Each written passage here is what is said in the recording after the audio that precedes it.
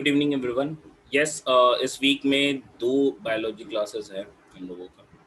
देखिए, कल तक हम लोगों ने साइटोकाइनिन्स के बारे में पढ़ा था। हम एक्चुअली फाइटो हॉर्मोन्स को पढ़ रहे थे। हम फाइटो हॉर्मोन्स पढ़ रहे थे। टॉपिक हमारा फाइटो हॉर्मोन्स।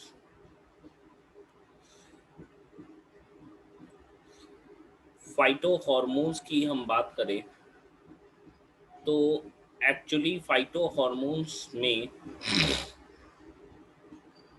हमने 3 फाइटो हॉर्मोन्स के बारे में पढ़ लिया था। नेक्स्ट जो हमें पढ़ना है वो फोर्थ है, that is abscisic acid. Abscisic acid. Abscisic acid की हम बात करें तो जितने भी हॉर्मोन्स होते हैं वो उनके अपोजिट ये काम करता है। मतलब बाकी जो है वो ग्रोथ कराते, ये ग्रोथ को रिटार्ड कराता है। ठीक है, हम कह सकते हैं mostly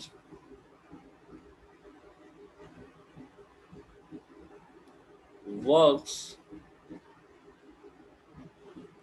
opposite to other or hormones.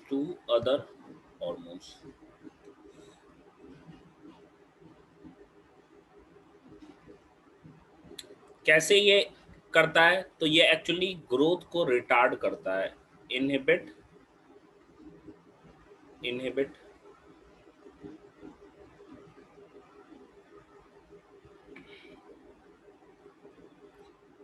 Growth of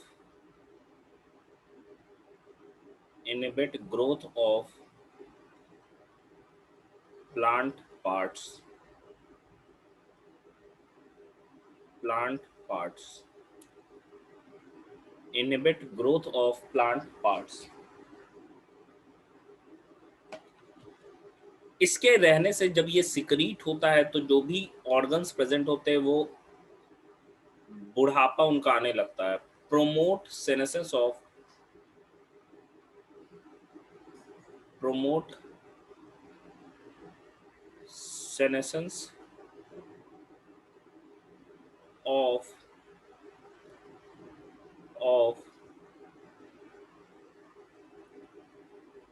organs,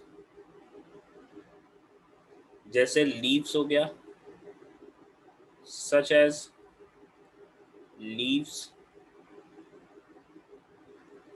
flowers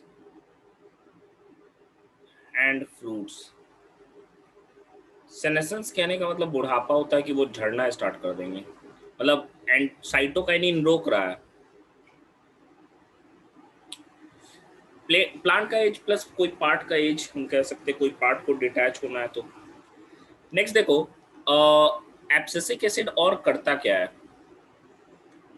ये स्ट्रेस हार्मोन भी इसको हम लोग कहते हैं। स्ट्रेस हार्मोन, इसको हम लोग स्ट्रेस हार्मोन भी कहते हैं। क्यों ऐसा कहते हैं? तो भाई इसको स्ट्रेस हार्मोन इसलिए कहते हैं क्योंकि ये स्ट्रेस के समय में काम करता है। प्लांट के लिए स्ट्रेस क्या है? मोर टेम्परेचर।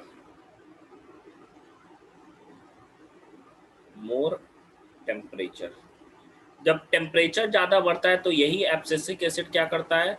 स्टोमेटा को बंद कर देता है। क्लोजेस ऑफ द स्टोमाटा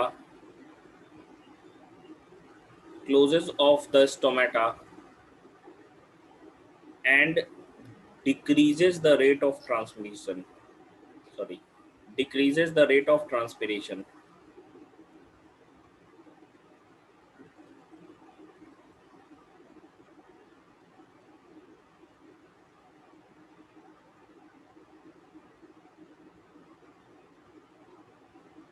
तो प्लांट के लिए हम कह सकते हैं कि स्ट्रेस का कंडीशन क्या होगा? ज़्यादा टेम्परेचर होना, पानी कम होना। तो उस कंडीशन में हम कह सकते हैं ट्रांसपिरेशन को रोकता है, एंड जिस वजह से इसको हम एंटी ट्रांसपिरेंट हार्मोन कहते हैं। एंटी ट्रांसपेरेंट हार्मोन,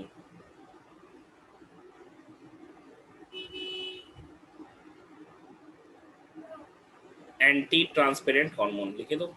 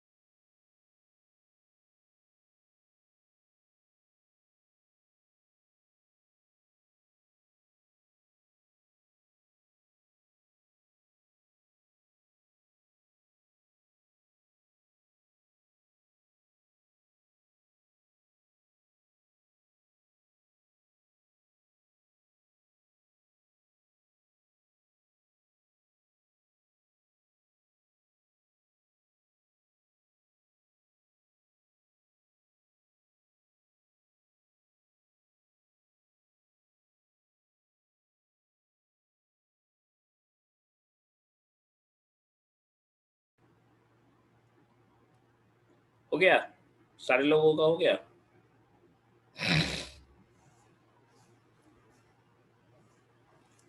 अच्छा लिखे नहीं आ रहा, लिखे लिखे 2 मिनट दे।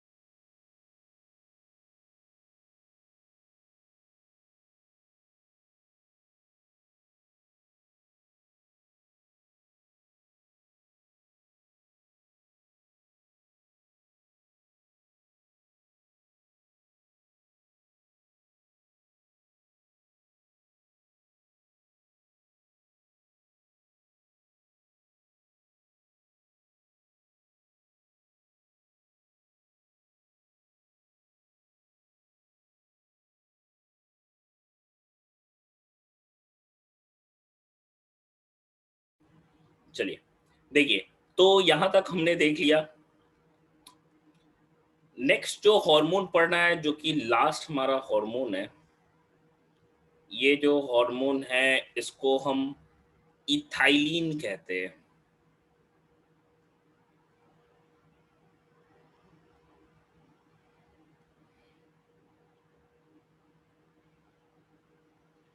ये एक गैसियस हार्मोन है एक्चुअली। जनरली ये पके हुए फ्रूट्स से निकलता है एंड दूसरे फ्रूट्स को ये पका देने का काम करता है। यही हार्मोन रिएक्शन के बाद भी निकलता है। जैसे आपने सुना होगा, हम लोग फ्रूट्स को जितने भी फ्रूट्स होते हैं, जब उनको हम लोग बेचने के लिए कमर्शियल पर्पस के लिए रखते हैं, तो उनको कच्चा ही उतार लिया जाता है, मतलब तोड़ लिया। जाहिर सी बात है कि पकेगा तो अपने आप टूटेगा, तो डैमेज भी हो जाएगा, फिर कीड़ा भी लग जाएगा उसमें। तो हम लोग क्या करते हैं, उसको फिर आर्टिफिशियली पकाते हैं, तो कार्बाइड डालते हैं। कंगना, आवाज आ रही है अभी कि कट रहा है आवाज?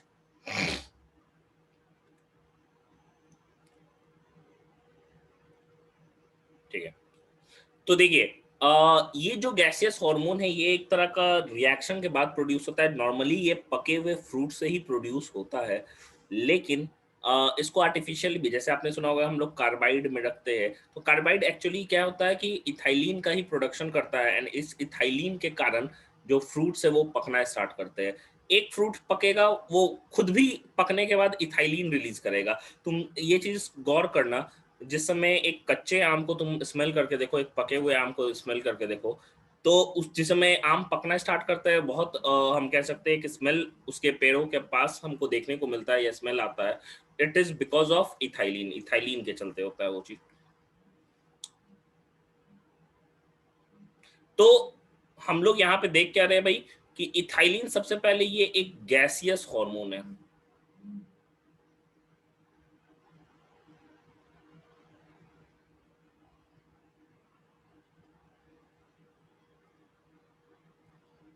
रिलीज या releases from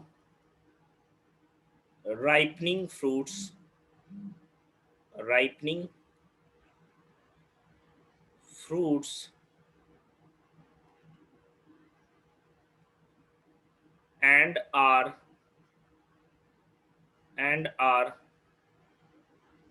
causes for ripening of unripened fruits। कच्चे फ्रूट्स का पकने का कारण होता है अनराइपन फ्रूट्स।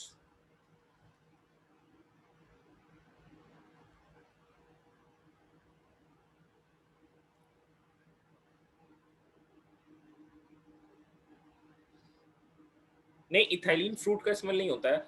एक कच्चे कच्चे फ्रूट और पके हुए फ्रूट में जो डिफरेंस है, that is made by ethylene. Ethylene fruit का स्मेल नहीं होता। ऐसा रहता तो हर फ्रूट एक ही जैसा होता।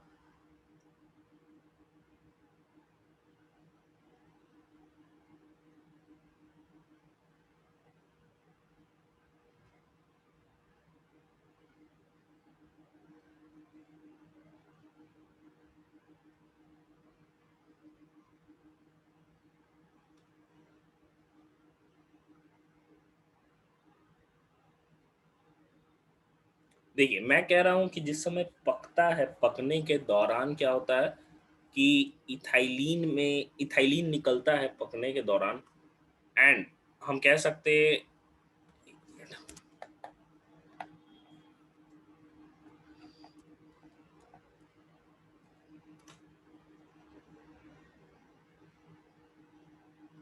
हम कह सकते हैं पकने के दौरान क्या होता है, इथाइलिन निकलता है, एंड उसके चलते स्मेल में डिफरेंस। जिस समय फ्रूट्स जो होता है पक रहे होते हैं, तो उस समय क्या होता है कि काफी हमको डिफरेंस नजर आता है कि जब वो कच्चा रहता है पकने के दौरान, क्योंकि पकने के दौरान लार्ज क्वांटिटी में इथाइलिन निकल रहा होता है।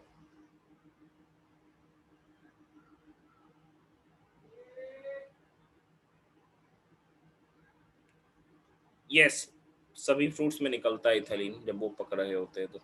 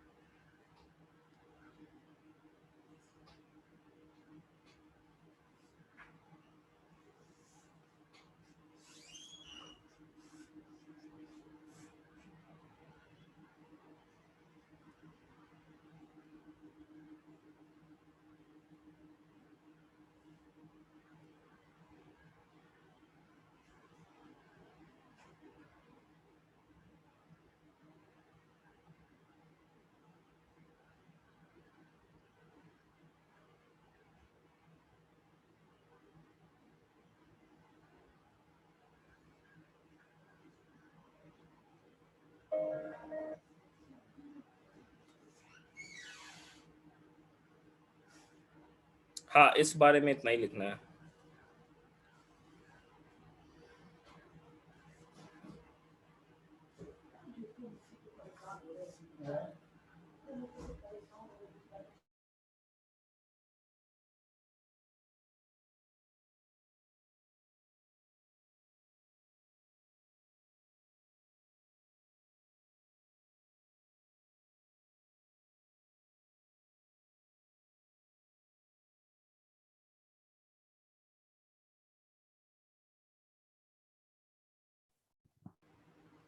तो देखिए, ये हम लोगों का प्लांट हार्मोन्स वाला जो टॉपिक है या फाइटो हार्मोन्स हम कह सकते हैं, वो कंप्लीट हो गया। एंड इसके बाद से नेक्स्ट हमें जो पढ़ना है वो प्लांट मूवमेंट्स के बारे में पढ़ना है।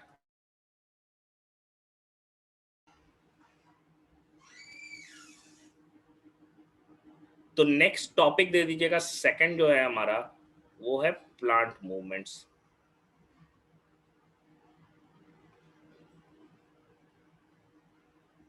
Plant movements,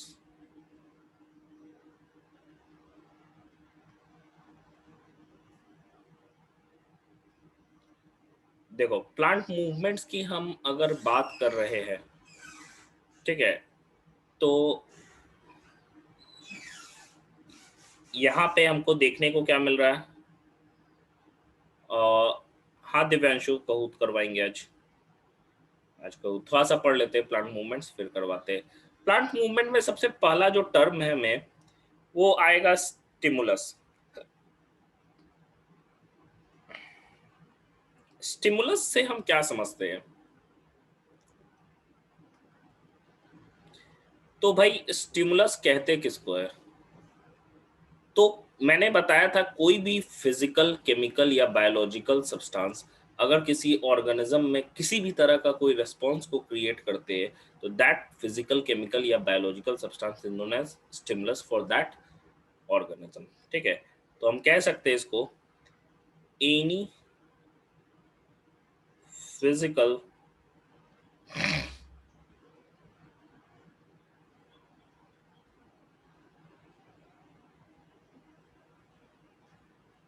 chemical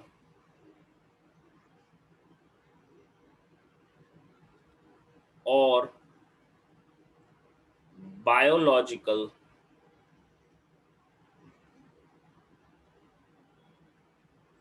any physical, chemical और biological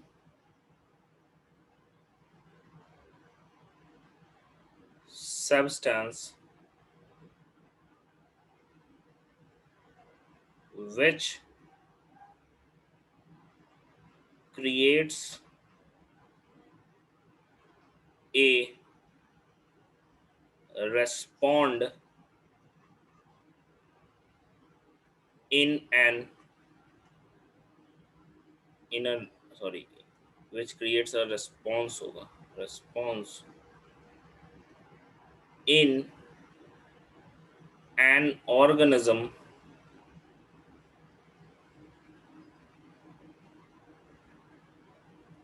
then that physical,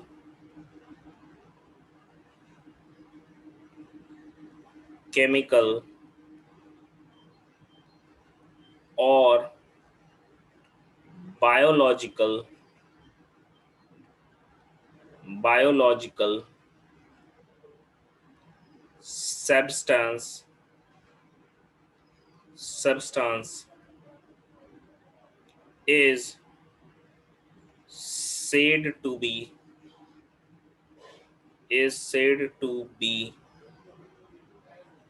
stimulus for that organism।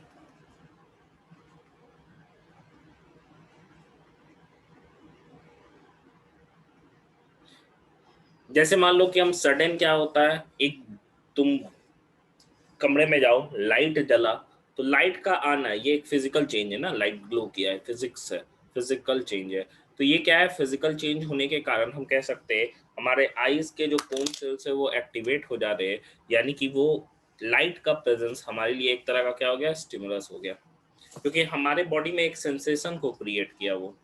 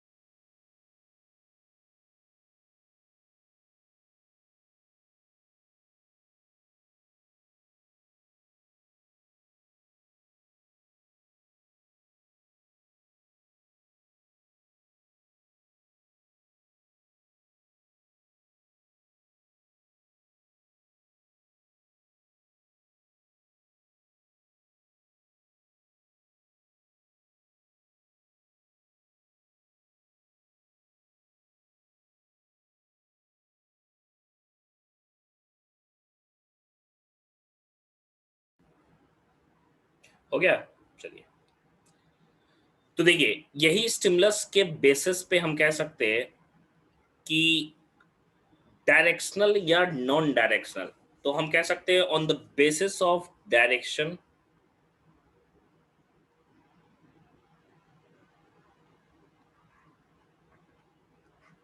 on the basis of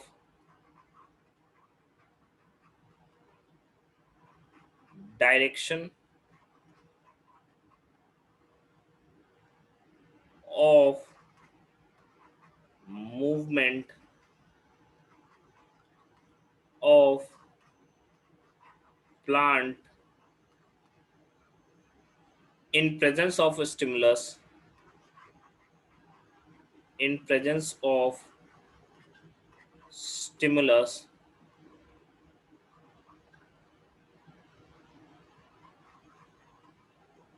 plant movement is of two types. Plant movement is of two types, is of two types. सबसे पहले plant movement की हम बात कर रहे हैं तो इसको हम ट्रॉपिक मूवमेंट कहते हैं भाई, ट्रॉपिक मूवमेंट, या इसी को ट्रॉपिज्म भी कहते हैं।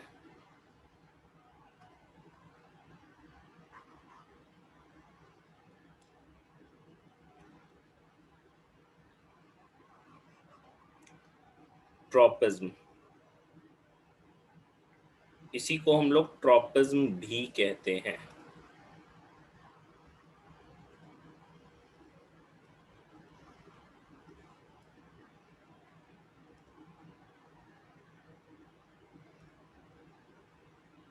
तो ये क्या है ट्रॉपिक मूवमेंट, या इसको हम कह सकते हैं when the movement in plant, when the direction of movement in plant, direction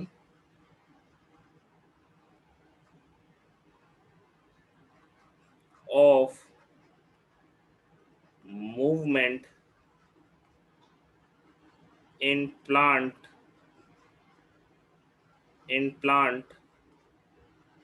is decided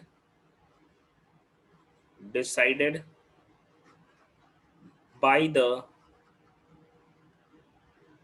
decided by the presence of stimulus।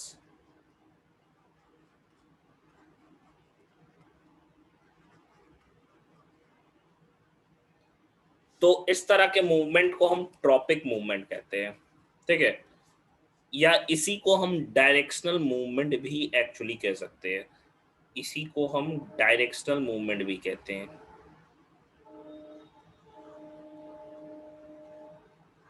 Directional movement,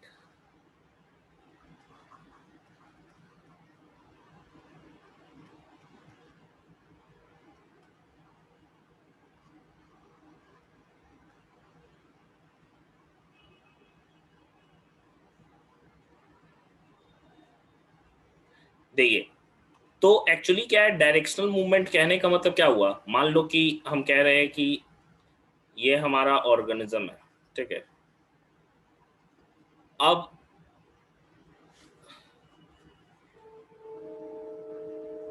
ये मान लो आप हो, एक ह्यूमन है, सामने एक लायन आ गया। अब लायन क्या है, इसके लिए एक स्टिमुलस है क्योंकि इसमें मूवमेंट कराएगा, है ना। अब ये मूवमेंट कराएगा तो ये ह्यूमन के पास दो टेंडेंसी है कि भाई ये तो या तो लायन के पास जाएगा उसे फाइट करने, या तो यहाँ से रफू चक्कर हो जाएगा, भाग जाएगा, फ्लाइट हो जाएगा, कि भाई या तो भाग जाओ या तो उसके पास जाओ। तो इस तरह के मूवमेंट से क्या हो रहा है कि स्टिमुलस के प्रेजेंस में इस ऑर्गेनिज्म का मूवमेंट डिसाइड हो रहा है ना, कि या तो टुवर्ड्स मूव करेगा या तो अवे मूव करेगा।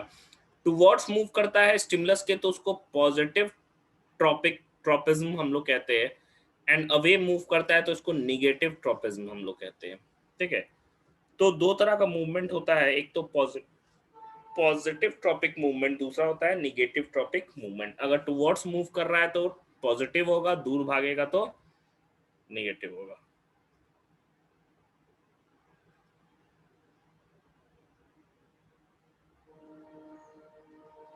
तो देखो, इसको हम लोग डायरेक्शनल मूवमेंट कह रहे हैं भाई। अब ये डायरेक्शनल मूवमेंट दो तरह का हो सकता है। टुवर्ड्स द स्टिमुलस होगा तो क्या होगा, पॉजिटिव ट्रॉपिज्म, और अवे होगा तो negative tropism.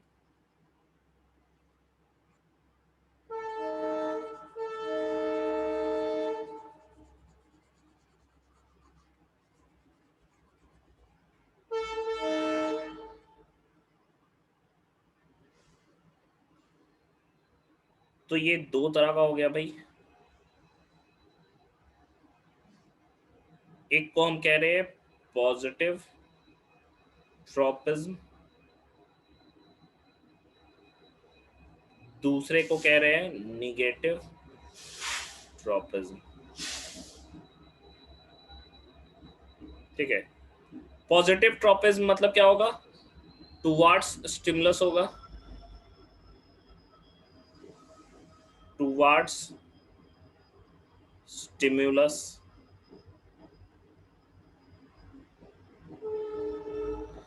And negative tropism होगा away from stimulus, away from stimulus, away from stimulus. ठीक है, तो दो तरह का मूवमेंट हमको देखने को मिल रहा है, एक हो गया अवे, एक हो गया टुवर्ड्स।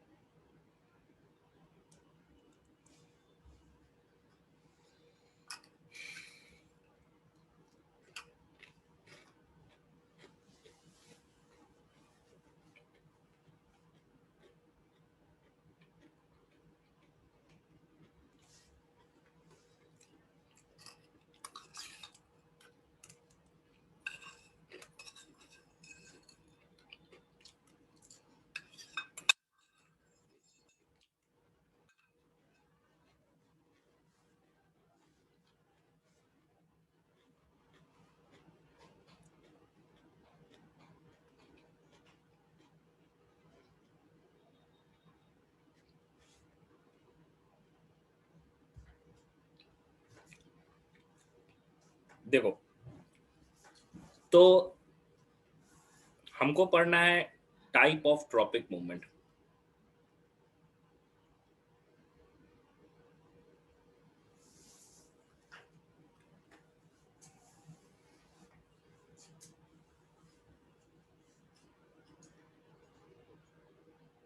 नहीं, सही तो लिखे है, स्टिमुलस एस है, STI है, MUL, M है ये।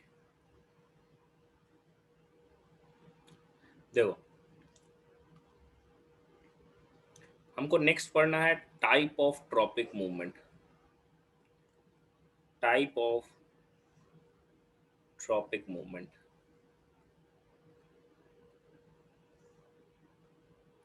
ये टाइप बस बताएंगे, इसके बाद से हम लोग कहूँ प्ले करेंगे। एक चैप्टर हमारा हो गया लाइफ प्रोसेस, उस पे कहूँ हम लोग करेंगे।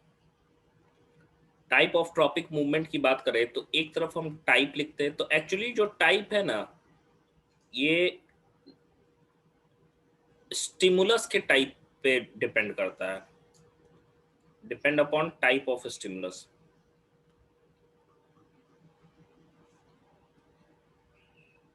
तो एक्चुअली जो टाइप ऑफ ट्रॉपिक मूवमेंट है वो स्टिमुलस के टाइप पे डिपेंड करता है।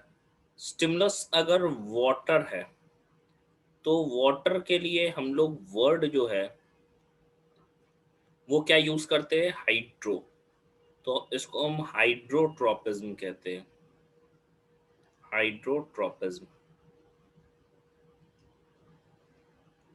वहीं पे स्टिमुलस हमारा क्या हो गया, लाइट हो गया। तो लाइट के लिए हम फोटो वर्ड यूज करते हैं, तो हम फोटोट्रोपिज्म कहते हैं।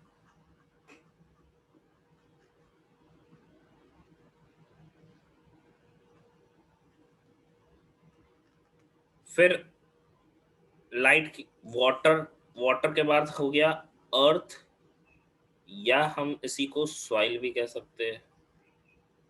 तो इसके लिए अर्थ के लिए वर्ड जियो यूज करते हैं, जैसे अर्थ के स्टडी को जियोग्राफी हम कहते हैं। तो ये क्या हो गया, जियोट्रॉपिज्म।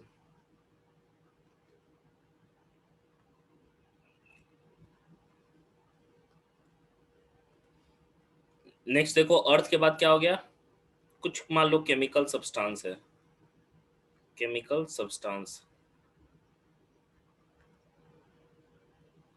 तो केमिकल के लिए कीमो वर्ड यूज करते हैं हम लोग।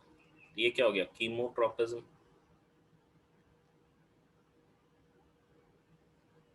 कीमोट्रोपिज्म।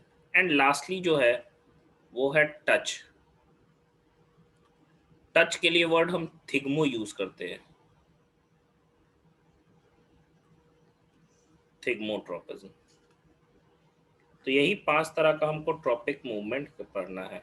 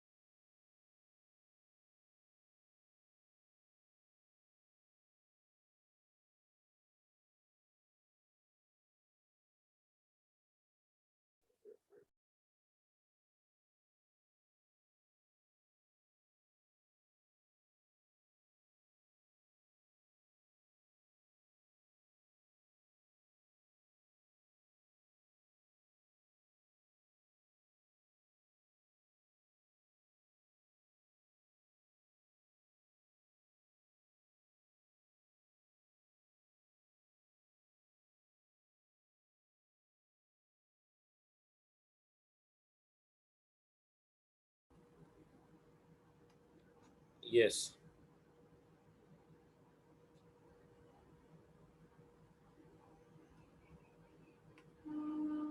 यस अंकित। सो देखिए, चलिए हम लोग स्टार्ट कीजिए तो Kahoot.it हम लोग स्टार्ट करते हैं।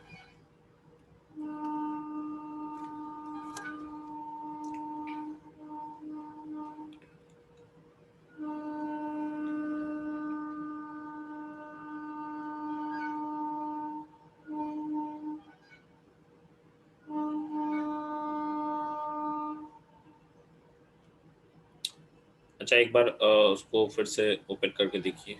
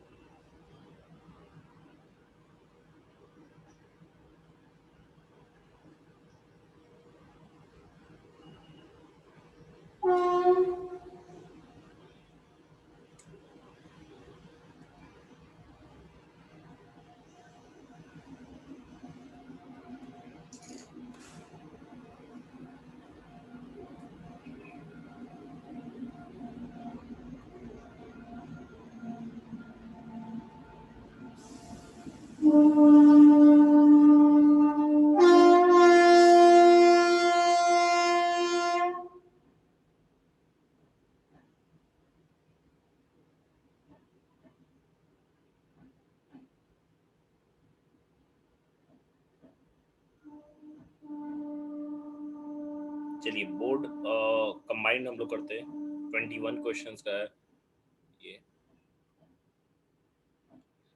सारे लोग Kahoot.it खोलिए, गेम पे ना रहा डालिएगा।